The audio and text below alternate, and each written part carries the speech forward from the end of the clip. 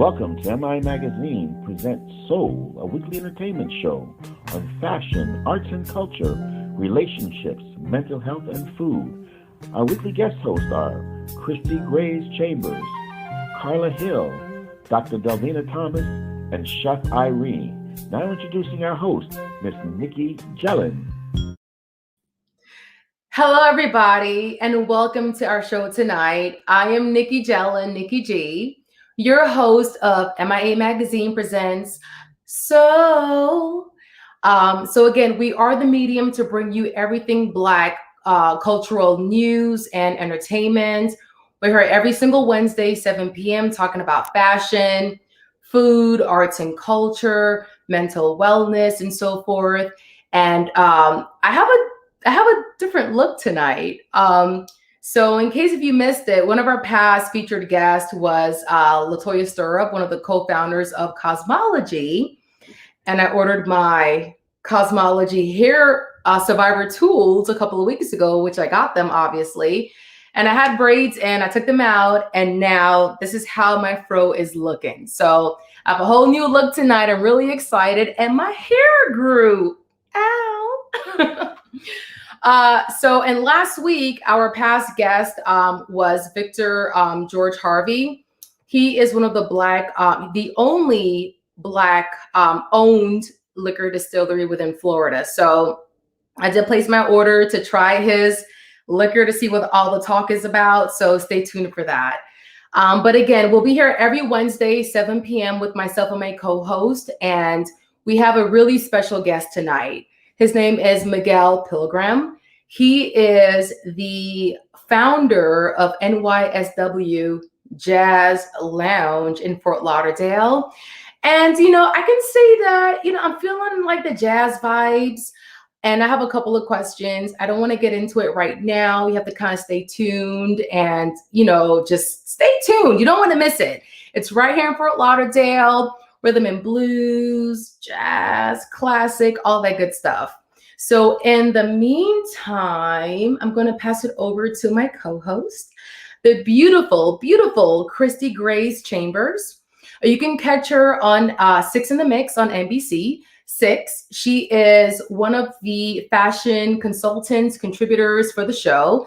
And the Emmys just passed. So, Christie, you're the fashion expert. Like, what do you have for us tonight about the Emmys and what's on your mind? Hello, Nikki. Hey there. So I'm pretending that I'm at the Emmys. I have my The Limelight Collection handbag, which is Black owned. And I really enjoyed the Emmys, even though most of it was filmed in people's homes. So I want to share with you my favorites. So we're going to start off with the slide presentation, and we're going to show you how a lot of the people wore statement t-shirts. So a lot of the people wore, like Regina King and Uzo, they wore Breonna Taylor t-shirts, and unfortunately, we're going to still have to fight hard for Breonna Taylor. Laura Dern wore a statement suit. It said vote from head to toe. Of course, Black Lives Matter t-shirt. And remember Tulsa. I absolutely loved this statement tee. And if you remember in episode 1, we actually talked about statement tees. So this goes to show that statement tees are here to stay, and you can pair them with skirts. It is a big statement. But my favorite statement has to go to Yvonne here. She wore her statement in her hair. Look at it. She has oh my gosh in her hair. So I love that. And she gets my vote for best statement look. And by the way, her dress that she wore, is very similar to Laverne Crawford, and they both have the same wardrobe designer. Wardrobe stylist. But we're just talking about her for the hair. Now, something else that I noticed were brooches. And I'm calling it the man brooch because on Jay Ellis, the DJ, D Nice, Anthony Anderson, and also RuPaul, they all had on brooches. So men out there, is that the new fashion statement? Are you wearing brooches on your lapel? I am all for it. And obviously RuPaul wore his here. And just a plug, if you go to my YouTube channel, I have a whole segment there on what to do with brooches. So that's I Am Chic by Christie Grays on YouTube. And then there was one woman who wore brooches all over her dress, and that's Regina King. Oh, just yeah, stunning in this beautiful dress by Shira Pelly. I think I'm saying it right. But she designed this along with the pink suit that she wore with the t-shirt. So let's talk about my absolute favorites. For men, we're going to start out. These were my absolute favorite looks for men. I have to tell you, Jimmy Kimmel killed it with this 3-piece tuxedo. And let me tell you why I loved his look. It's so clean and it fits so well. And that shirt, the fabric was just thick and of quality. He looked amazing as host. And then Jay Ellis, I'm giving him the win for this because he just killed it with the green corduroy. That's actually corduroy. It looks velvet, but the tuxedo stripe in the green, that did it for me. So I'm loving the pants with the tuxedo stripe in the green. So Jay Ellis is my vote for best dressed man this year. Now for the women, there were so many really good looks, but I have to give it to Zendaya because, well, the one in the purple bottom and the black top, that's by a black designer, Christopher John Rogers, who in fact won the best up-and-coming designer at the Council of Fashion Designer Awards during Fashion Week.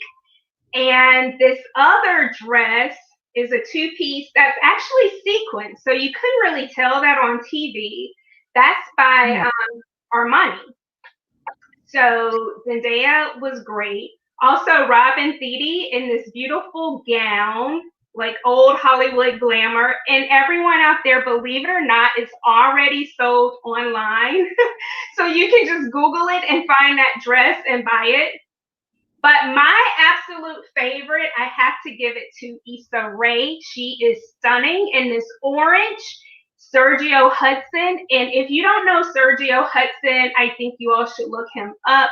Sergio Hudson has styled or designed for rather First Lady Michelle Obama and just a bunch of people. But he's really sleek and sharp. So I give it to Issa Rae. So that's my Emmys recap. So that's what I have to say. Yes. Definitely Jay Ellis. He gets my vote all day. Okay, Lawrence on Instagram. Yeah, so Jay, to me, he killed it, girl. So thank you. And of course. Yeah, go ahead. Sorry. And I was going to say, and definitely Issa Rae. I know it was either Zendaya or Issa Rae, but definitely, to me, it was a toss-up, but they both look phenomenal. So thank you so much, and we'll see you next week. All righty. Stay well, stay safe, stay chic out there, everybody. And now on to my next co-host, Dr. Delvena. She is our board-certified psychiatrist, and she's also the host of the Brain Love podcast. So, Dr. Delvena, what is on your heart tonight? Oh, man. So we're discussing red flags tonight. But first, I just want to say to all my people of color, women of color, let's hang in there. Don't give up. We will not give up on Breonna Taylor. We will not give up on social justices for our people. So it's been a difficult day hearing that news today regarding the non-indictments, really, of those 3 officers. But tonight, Nikki, I want to help try to uplift everyone. Are you guys ready to take my couch? Are you ready to take the couch, guys, so we can discuss some red flags in relationships? So we know that oftentimes when people meet and get acquainted, they're not being their true, transparent selves, right? Some folks say that a person is being their representative or is sending their representative, but you want to ask a person about their traumas and see if, especially if you're interested in them. You know, there's a difference between getting acquainted with someone because you want to be with them and you see yourself spending the rest of your lives with them versus you just want to go out for a meal or two or, you know, just engage in a little sexual play. So there's a difference, and how we conduct ourselves is based on our agenda and our objective with that person. So September, as you guys know, September is Suicide Prevention Awareness Month. September is almost over, and then we're going to delve into October. October is Domestic Violence Awareness Month. So the first red flag that I would like to mention, and this is always on my list of red flags, a person who has issues with anger, controlling their temper, and or controlling their emotions, right? So if you're dating someone or getting acquainted with someone who yells a lot, is aggressive, it doesn't have to be physical aggression. A lot of times it starts out as verbal aggression and emotional abuse. That is an absolute red flag. Do not proceed, do not pass go, do not collect $200. You have to sever ties in that relationship.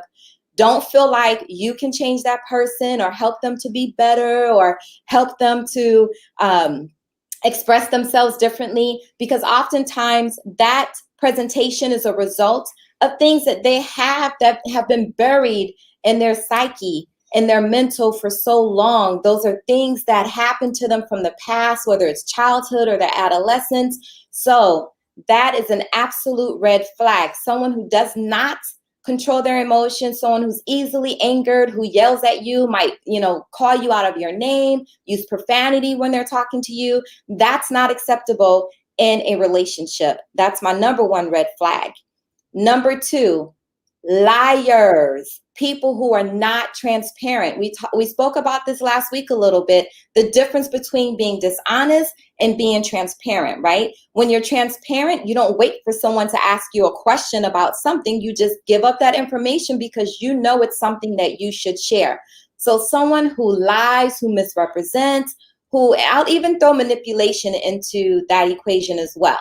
So number two, the red flag, liars, and people who are not transparent. They don't mean you well. They have some other agenda. Number three, are you following me, Nikki? Are you getting all these red flags? I got a couple of questions when you're done. I don't want to cut you off. Number three, a poor communicator. Someone who is not an effective communicator is not someone you should engage in a relationship with. That means they won't share emotions, they won't process emotions, they won't know how to share them with you, and they don't know how to be an effective listener, process, and then share in a dialogue with you about a problem. So go, give me your first question.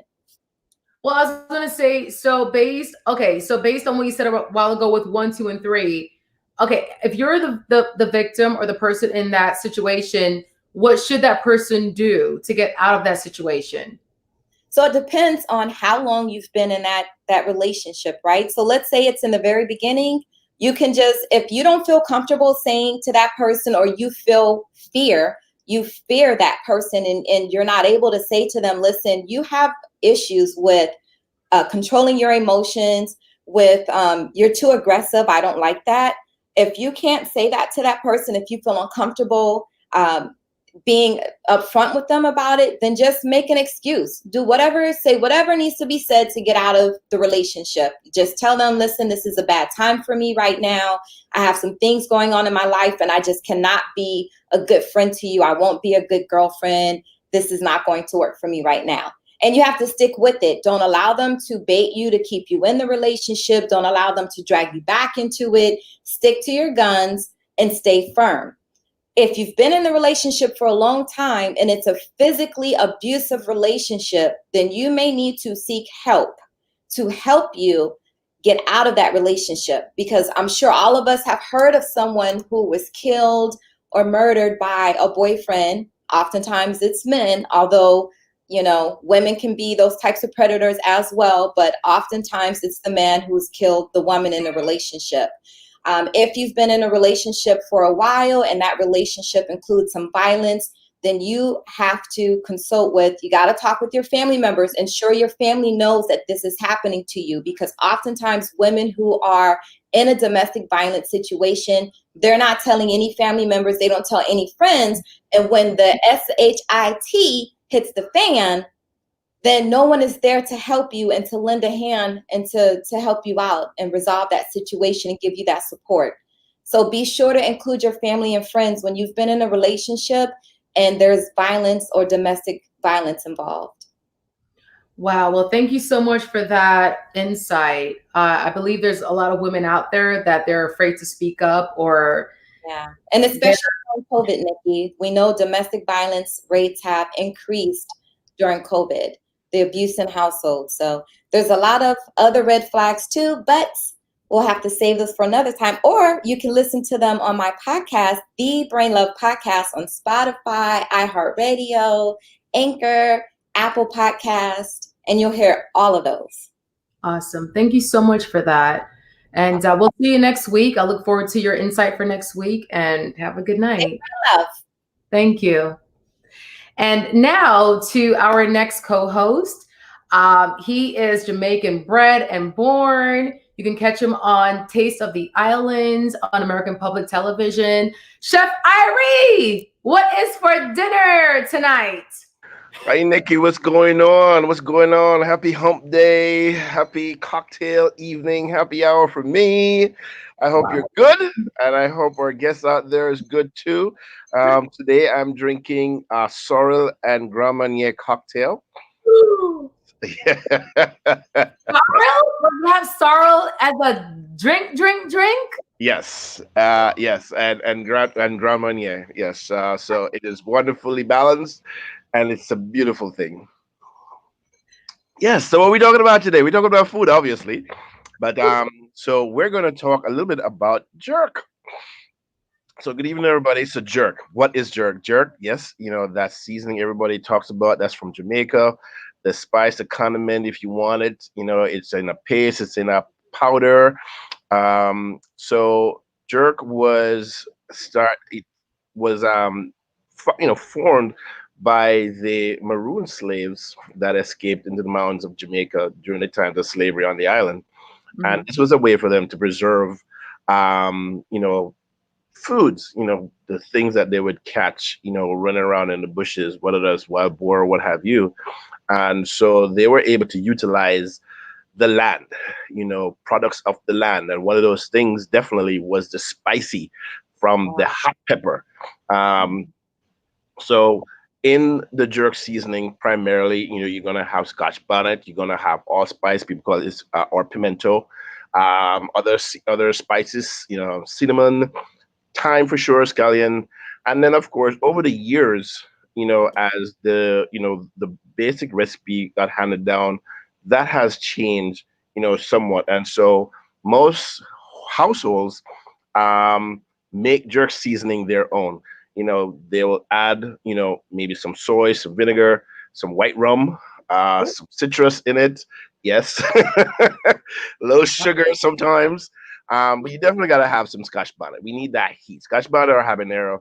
We're not playing with the light flavored or milder flavored chilies. We want that heat, because the Scotch bonnet or the habanero, they tend to bring you a more fruity flavor.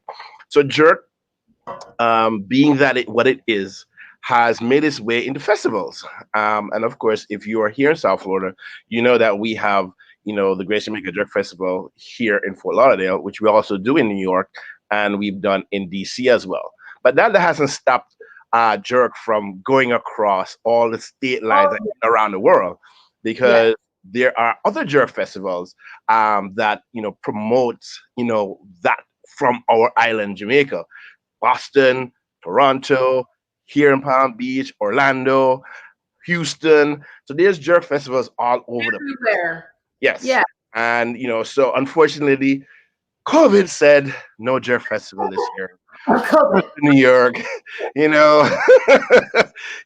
So with all the preparations that would have gone ahead being in New York and Fort Lauderdale, and being on the committee of the the Jerk Festival committee here. Yeah.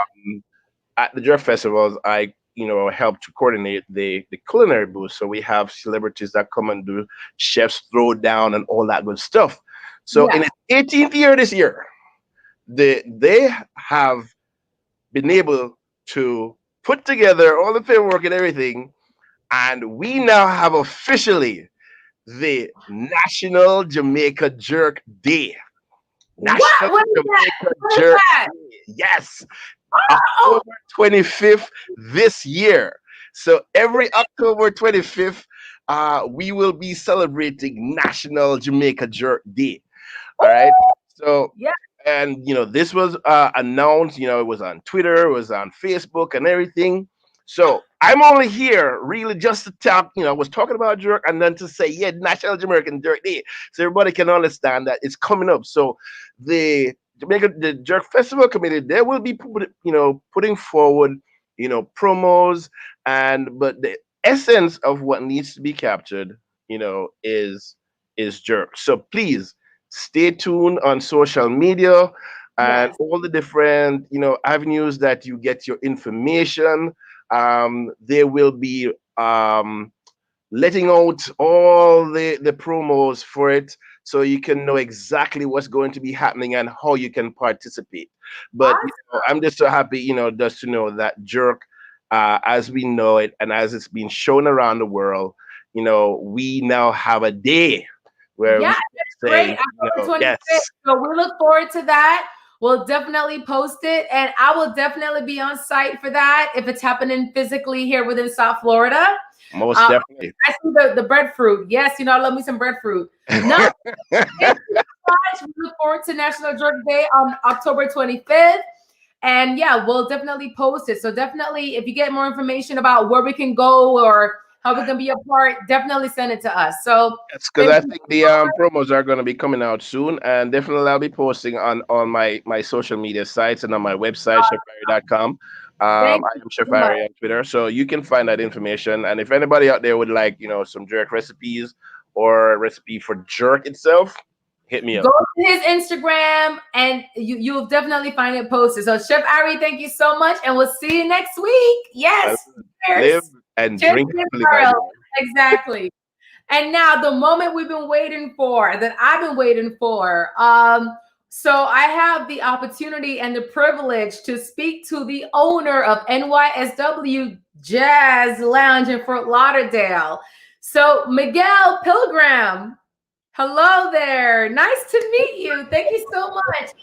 I literally stalked your page and I cannot believe I have yet to even visit because I'm all over the place and I'm disappointed at myself. So thank you so much for being a guest tonight. That's all right, Nikki. I'm honored to be here. Thank you so much. It's wonderful, wonderful to be on MIA Magazine. So tell me more. Awesome. Tell me. So my first question is this. I didn't. Okay. I know what NY means and NYSW, but what does the SW mean?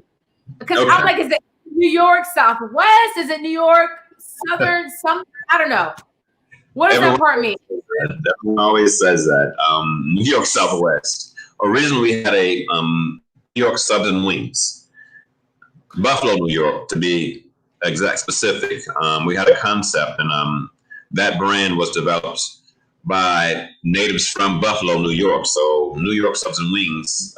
New York is known for subs, and Buffalo, New York is actually the source of the original Buffalo wing, which I was educated in that respect.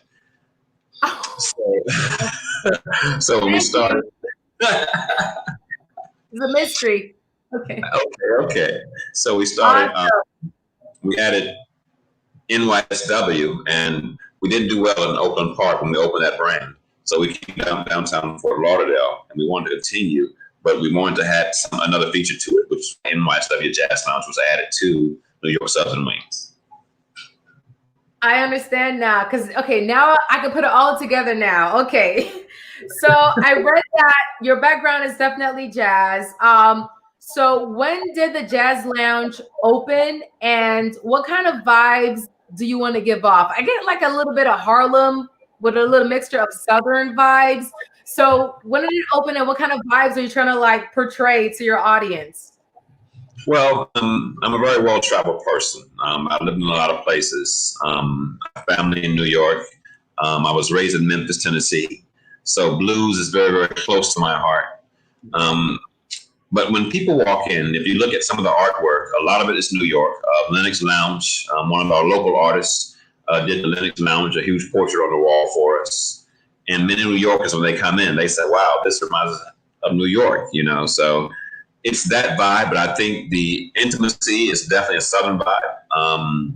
Blues, we're very close. Every neighborhood has a local cafe. So I think it brings into that vibe for the community also. So it's a little bit of everything. It's a mix of it. Great. Okay, so who inspired or what inspired your love for jazz? Like, where did that all come from? Wow. Blues is my core music, but jazz came from, I'm a Desert Storm veteran, and we were in Desert Storm, and there was a lot going on mentally for many of my fellow sailors and shipmates. And a friend of mine said, hey, whenever you get low, you should listen to John Coltrane. And I was like, who? Really? And his album Impressions, if you ever heard it, at that time, he was addicted to drugs. He was going through some things. And I realized no matter what I was going through in the war at that time, it pale in comparison to what he was going through. So I identified with that. And it kind of just moved from there. Oh, I see. So that is kind of what brought you into the jazz scene and how you fell in love with the whole jazz aspect. Okay. So Absolutely. The pandemic started back in March, which really impacted a lot of businesses, especially restaurants and the like entertainment scene. So how has the pandemic affected NYSW Jazz Lounge? And I know it's live again right now. And what are you guys doing right now to, kind of make sure that there are safety measures involved and you're following guidelines and so forth? Absolutely. It definitely devastated the live entertainment as well as the restaurant business. We're licensed as a restaurant, so we're very fortunate in that respect because many bars and lounges have yet to open here in Broward County. And that's been devastating. I'm on a task force with local leaders who are in that space, and it's not getting any better. Many won't reopen. So that's the negative aspect of it. But I believe whatever you do, whatever challenges you have to reinvent yourself. You have to learn to step through the mud to get to the diamonds. And part of that was establishing protocols. I think consumer confidence, we all know, is at an all-time low. When people are coming out to specific spaces, they want to feel safe. They want to know, what are you doing as an owner, as a property, to ensure that my safety as a customer is paramount. And let me go back a little bit. We were able to do our grab and go, which we still have going on during the week. That helped a little bit. I'm very fortunate that the Office of Economic OESBC that Sandy's in charge of, Paula, all those guys helped me get PPP. And I recommended that to the fellow restaurateurs and lounge owners. But part of it was reinventing ourselves. And we do temperature checks. I actually paid a lot of money to treat the space with what's called PS3 Shield. It kills all viruses on contact for up to 28 days. And that costs a lot, but we want the public to know their safety is our priority. When you're walking around the space, you must have your mask on. Of course, you can't eat and drink with your mask on.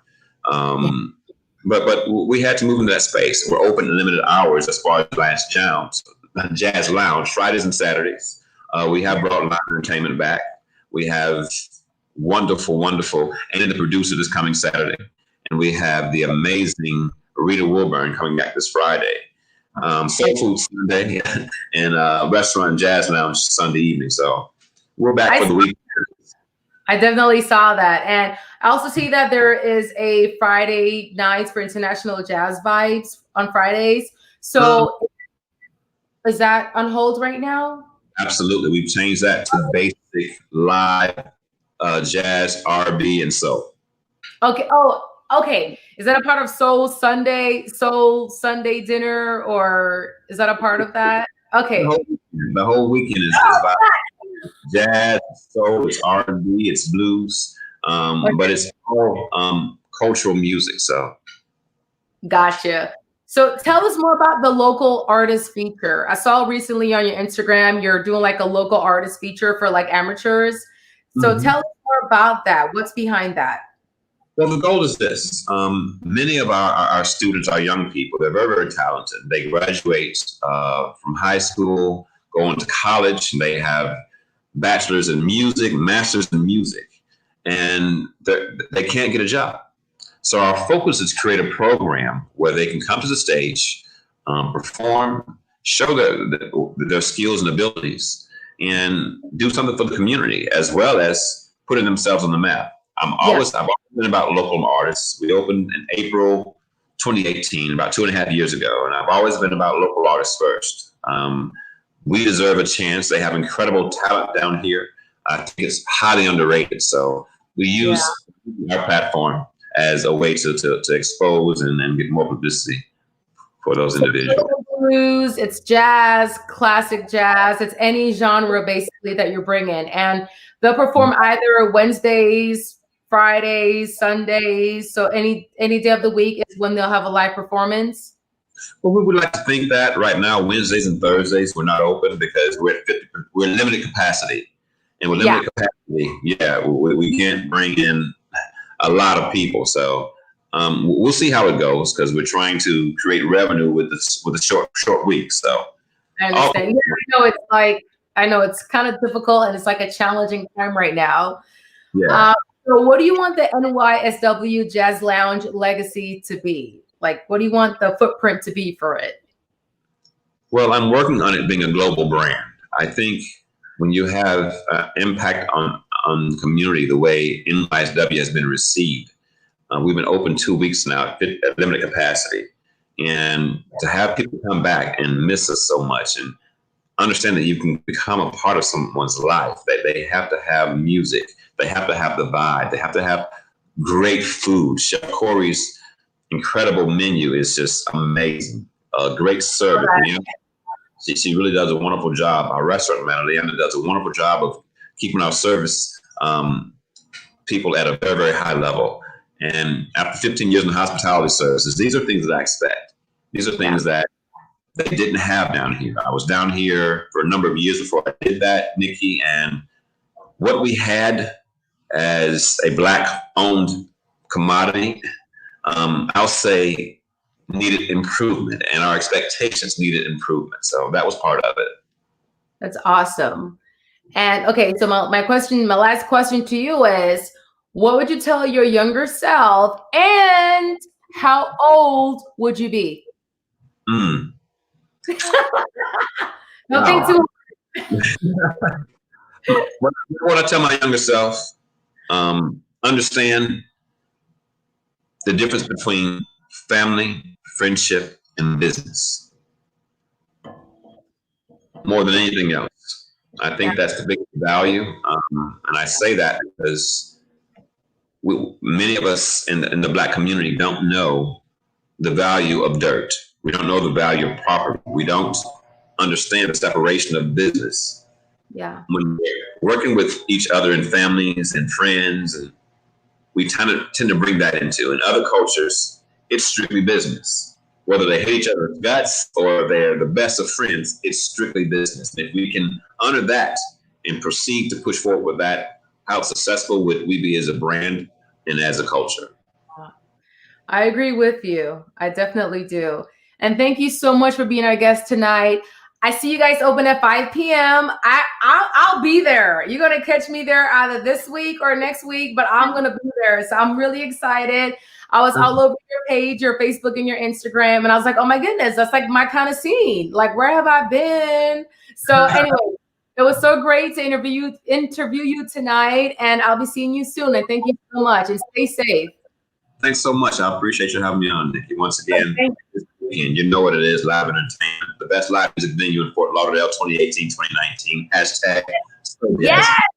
So jazzy. So jazzy. Okay. All right, Miguel, thank you so much. So this is brought to you by the Florida Lottery. And next week's guest is Tanya Marie. She is a celebrity stylist and yeah. So you know Tanya Marie? She designs my shirts. Well, she's our guest next week. Okay, y'all just heard that Miguel just routed for our girl Tanya Marie. So you gotta tune in next week, Wednesday, 7 p.m. right here. And Miguel, I'll be seeing you soon. Thank you so much again. And everybody, you have a wonderful night and stay safe.